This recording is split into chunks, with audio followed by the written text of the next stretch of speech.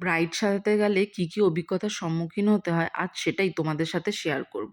অনেকেই বলে বাবার টাকা-পয়সা খরচা করে এত পড়াশোনা করলে, শেষে কিনা তোমাকে এই কাজে নামতে হলো।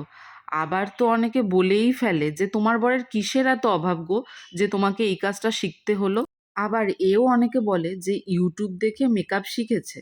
৳৫০০ র মেকআপ করে মেকআপ আর্টিস্ট ৳৫,০০০ নিয়ে পালালো।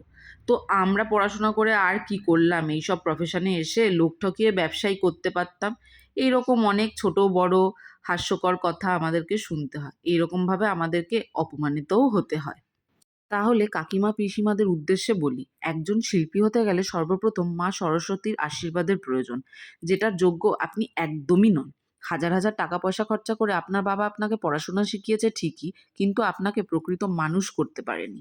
এ যুগে দাঁড়িয়েও এমন মানসিকতার মানুষগুলোকে দেখলে সত্যিই বড় অবাক লাগে। কিরকম শিক্ষা পেয়েছেন, কোন পরিবার থেকে বিলং করছেন সেটা স্পষ্ট বোঝা যায়। আর সবশেষে একটাই কথা বলবো, একজন আর্টিস্ট এমনি এমনি হওয়া যায় না। ক্রিয়েটিভ কাজ করতে গেলে দক্ষতা, কঠোর পরিশ্রম, ট্যালেন্ট লাগে। আর এর জন্য অবশ্যই মাথায় মা সরস্বতীর আশীর্বাদ আর হাতে মা সরস্বতীর বাস থাকতেই হয়।